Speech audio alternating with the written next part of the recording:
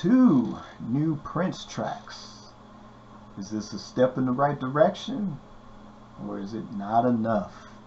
I'm Richard Cole, this is Amari Music Talk, and today I'm going to talk about the recently released tracks, All to Share Together Now and 7 in E flat. These were released to the wide mainstream audience on streaming services, so tune into your favorite streaming platform. It took a little while to get it to Tidal, but it is now on Tidal and you can enjoy it there as well. And these are going to be my thoughts on those 2 tracks. Originally they were released to attendees on a USB stick, custom USB stick I should say, during the weekend of Prince celebration. Now the difference between what they experienced and what we experienced, those were 2 tracks out of about, I think, 10 or 11 tracks that they got to hear. Hopefully those tracks along with these 2 will be one of the major announcements that's supposed to be coming in August. Hopefully a compilation of those tracks. I would be excited for that. But these 2 I did have a chance to really sit down and listen to, and I like them. Now, you know, I'm not under the illusion that what was being released were these amazing, you know, what I would call 21st century Prince classics, like a Black Sweat, like a Hard Rock Lover, tracks like that. No, I mean, they are what they are. They're tracks from the vault. And I know, you know, I've done an episode about Vaz Christian's article called The Road to Day 7, where he investigates the entire history of what the Prince estate has released and some of the behind the scenes intrigue, some of the drama, the lack of new material this last year or so, lack of new material. And you know, I know there's been a lot of division, a lot of different things because of the lack of what the estate has been doing, and this era versus that era. Now we're getting into ageism, and I'm going to say that there's no room for any of that on this show. There was a comment that I was responding to in regards to other fan bases where you have first, second generation fan bases that, you know, you don't see this division that goes on. They can proudly, you know, celebrate whatever album or era of a certain artist that they love. You have some detractors, but never at the expense of the enjoyment of someone else. And I think somebody kind of mistook my comment because it was about, you know, having to wait so many years for whether it's a particular release, or people are under the illusion that, you know, we're all going to be 75 and 80 before even the estate drops one thing. Like, we'll get nothing until we all turn 70. And like I said, I think there was a lot of misunderstanding regarding that. And again, you know, there are those of us like myself that's like, yeah, I was there in the 80s. Like I said, that 10-year period from 14 to 24, of course, yeah, for me, it was great. You know, there were some good days and there were some not so great days. And I had a lot of fun, didn't have a lot of fun. And I do look back on those days with, you know, a certain fondness. It's part of growing up, you know, and that's any age, any decade, any era. You know, you're all, you know, whether you were 14 to 24 in the 90s, 14 to 24 in the early 2000s, You know, whether you're 14 to 24 now, you know, it's a part of the journey, you know, and everything is unfolding and your senses are dialed up to 11 and you're experiencing the magic of the world and learning how to harness all this power and harness all this energy to create the best you that you can be. And music is a very powerful ally and also very powerful comfort. You know, it's a reason why they're called the soundtrack to your life. And whether something that's 50 or 60 or 20 or 25 years old is unfolding in real time just as much as whatever is hitting you contemporary, whatever contemporary artist now. Or, heck, like I said, as far as Prince fans, first generation, that's me. But there are some first generations that's like, that's where they all want to just be. You know, they don't want to hear about the 90s. They don't want to, and that's okay. Music is subjective. But this type of division is gonna hurt not only the Prince estate, but it's gonna hurt us in the long run. Because remember, this is music business. This is making records. This is selling records. It's selling music, just like any consumer product. And if you're somebody that's in charge of trying to figure out, okay, how do we market this thing? How do we sell this thing? Do we want to sell this thing? And if they're looking at it, because the goal is to try to appeal to as many people or sell to as many people as possible. If they're looking at the Prince fan base and going like, well, look at all this damn division, you know, they don't know what they want. They don't know if they want the 80s. They don't know if they want the 2000s. It's okay to like what you like, and it's okay to celebrate what you like, but never at the expense of what somebody else likes. And with that said, you know, we don't want to run into a situation where they're just going to put out what they feel like they want to put out, or not put anything out and sell it off to where you won't see super deluxe editions or box sets. You know, they'll sell it off to where you'll hear nothing but Prince music and commercial jingles. You know, it'd be Prince selling hemorrhoid cream. You know, so, you know, like I say, I just don't see it with the other fan bases. And like I said, even some of the stuff that where there were detractors, they kept it because it's their personal opinion. You know, they expressed it because it's just their personal opinion. Not that they're putting down somebody else for liking it, you know, or buying into it. Because, like I said, if you're selling it and it's working, then it'll get around to the album or the project or the live concert or live whatever, or the unreleased this, unreleased that. You know, look at you know, with the Beatles stuff. And end it with this.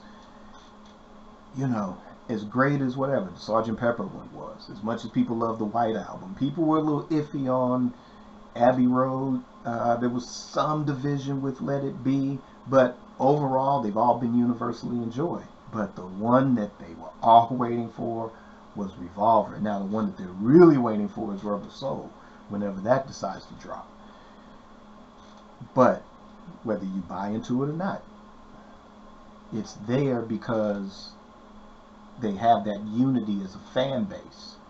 So it gets around to what you do love at some point. You know, let's be patient. Just eat your Wheaties, eat your vegetables, exercise, you know, watch what you're putting in your system. Try not to be negative. And then by the time we hit 70, you feel like you're 24 still. You know, so let's strive for that. So on to these two tracks. So all is shared together now. I like that track. Immediately, you know, upon first listen. Now, like I said, I'm not under the illusion that these are 21st century Prince classics, but I could definitely see this one on an album. You know, like if this was recorded after 3121, then definitely say this could have fit on Planet Earth. I probably would have enjoyed Planet Earth album better if this track was on it.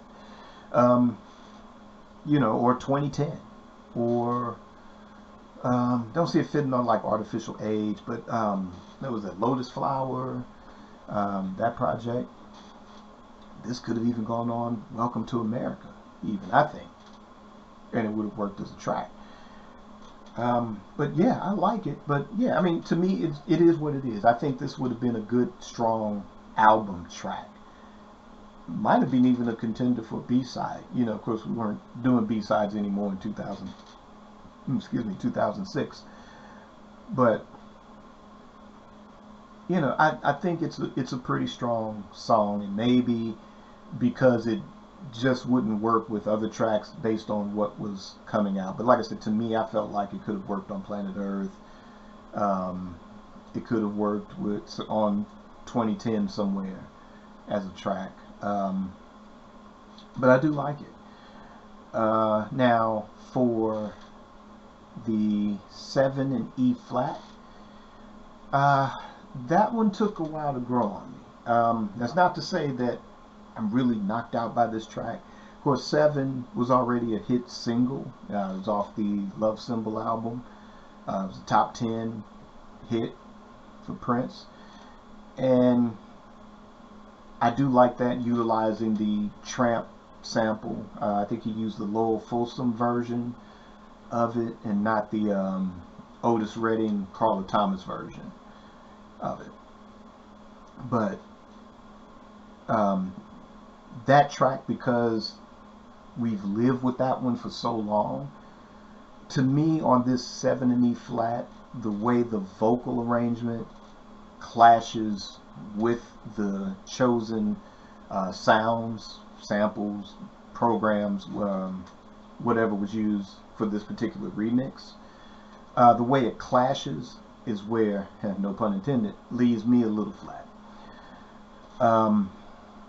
Like I said, I didn't really care for it on first listen, but since I took a deeper listen to it, the music part I do enjoy, and I love the jam at the end with the bass. In fact, the bass lines for both this song and All Is Share Together Now, I absolutely love the bass playing on that. But like I said, as far as the vocal arrangement and how it clashes, that's not where, you know, it sounds weird. Like I said, I don't know if it's just because we've had the original version for so long. There was also a remixed version that was like an acoustic version, I think. Was it? If leave me a comment and let me know if this is correct. But the B-side of 7, wasn't that like an acoustic version of it? It was a more stripped down version of that track. I like that track. And times that he's performed it live with the acoustic guitar, I've loved that rendition of it. So I think because both the original version and the acoustic version, it allows the vocals to stand out more, where you get what the song is about. You get what he's saying in this song. You know, it's crystal clear. Where to me the vocals clash to where to me at times it feels like it's just lost in the mix a little bit. And that might be one of the reasons why this song was unreleased, you know, left unreleased. Like it didn't make a maxi single or anything. I think that, you know, part of the controversy is you have these two songs that are, they are what they are. They're vault tracks. And I think we tend to forget that not everything Prince did is gold. You know, that it's magic.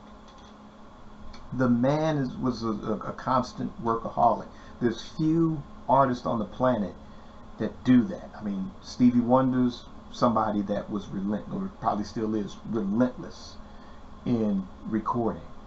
Tupac was relentless in recording. It's like they lived to record. They lived to make music. That was the prime reason for their very existence.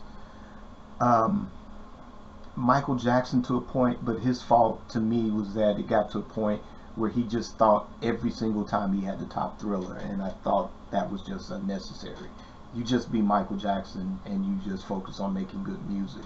Whether it sells 40 million is irrelevant, but that's another topic for another episode. But I think part of it is because I think what should be released as these singles should be just that, singles. Like, if there is something in the vault that is finished, it's polished, you just need to mix it for release and master it for release. If this was like a single or a track that he was thinking about releasing, but bumped it in something, that was like a no-brainer. Like, this would have been a good single had he not, like, say, I don't know, just picking an idea out the head. Whatever was going to be, for example, whatever was going to be the first single from Purple Rain, and it would probably have been a strong contender and still would have been a hit single, but then he came up with When Doves Cry, and it's like, well, that's a no-brainer, that's a single. If you have stuff like that in the vault, to where these things were just on the verge, release those. Or, if there was a track that we haven't had in print or in circulation for a very long time, I think that should have been the record to put out. Like I said, for me, these two tracks would work better if this was and who's to say, like I said, those 10 or 11 tracks that were heard at Celebration, if all of those aren't part of some compilation that's going to be part of this next big announcement, barring that, I think what has a lot of people up in arms is the fact that you just have two tracks that are just that. They're just two tracks. Just two tracks. And there's nothing overwhelming about them. Like I said, if there's something that's to the magnitude of a Black Sweat, if there's something to the magnitude of a Hard Rock Lover, or anything that's on Artificial Age, or Hit and Run Phase 1 and 2, that's just kind of just on that level that can be releasable, then I think those are the kind of standalone singles.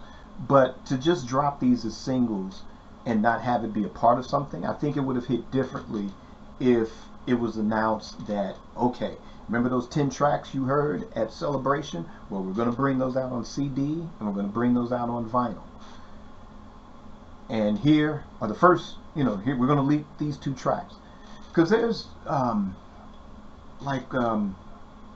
say for the Beatles, for example, when they release a Super Deluxe edition or box set of whatever, whether Sgt. Pepper or Revolver or whatever, and they leak the first two tracks, one track is a track off the original album, and then the second track is one of the vault tracks. But there's no misunderstanding that, okay, this is part of something bigger that's coming. If the Beatles just dropped, say, like the first take of Tomorrow Never Knows, which is called The Void, or Mark 1 or something like that. I forget what the original title of it was. As interesting as it may be, it's not anything that's going to get you excited. Even though these are the Beatles, it's not going to get you excited for, like, oh, this track just standing off by itself. But when you know, oh, this is part of the Revolver set that's out, and this is the first version before it became Tomorrow Never Knows, and there's a huge difference between the two tracks, then you know that, oh, this is the first time they worked on it. Oh, I get it. With this, you don't have that context at all. It's just like, oh, we're just going to stick these two tracks out and Prince fans are going to universally love it. Well, no, there's already been complaints about original sound quality, and again, there's questions about, possibly even the source material. You know, for all this digital mastering at Iron Mountain, they sure are relying on a lot of, you know, this is stuff that I do. It's the funky poetic bootlegs, really. You know, it's what I do. I take cassettes and make them digital and put them out. But that's me. I can get away with that. You know, but the Prince estate, you can't, you know, I get it. This has to be part of something bigger. It has to be part of something bigger than that. Much bigger. And I'm hoping that if these two are part of a compilation, or just say, hey, you know, this is a well, I guess they are doing it with all the press releases now of the two tracks. They are hinting at something big is coming in August. So hopefully this is a part of that. Or if not, this is just like, okay, is it a step, in this case, is it a step in the right direction? Not really. It is, but it isn't. And like I said, for those reasons, because it's not part of something bigger, and that you didn't release something of substantial merit that would say, hey, we're the estate, bam, we dropped these two singles, now get ready for what's going to come next, because we mean business. This doesn't say this means business. This just means like, well, you know, we did the celebration, you guys paid all that money and VIP and airfare and car fare and hotels and eating out at restaurants, even eating at Paisley Park. You did all of that, and here's two little vault tracks, you know. And if it was just left as something exclusive, that's different. But again, you took the same two tracks, which was supposed to be exclusive for your fan base that paid all that money to go attend this special event.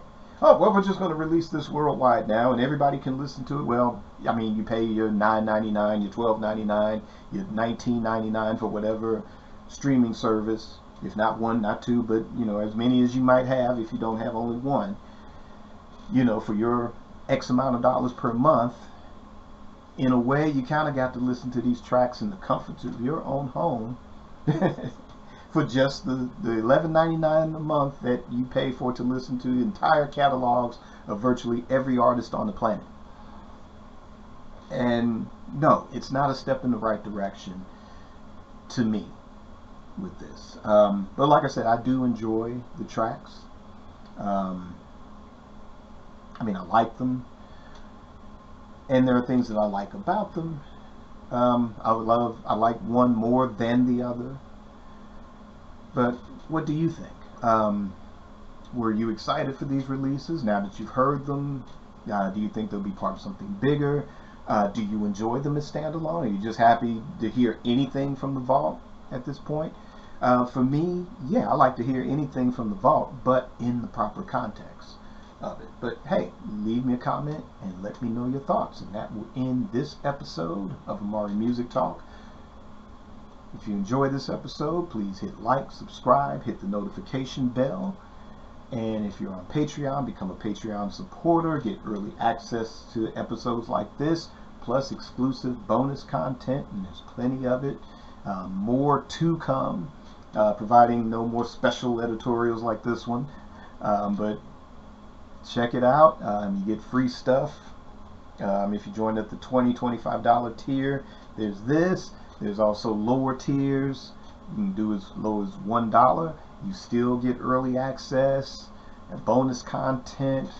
If you want to talk about or have me talk about a particular album or artist and devote an entire episode to that, become a Patreon supporter and I will make that happen just for you.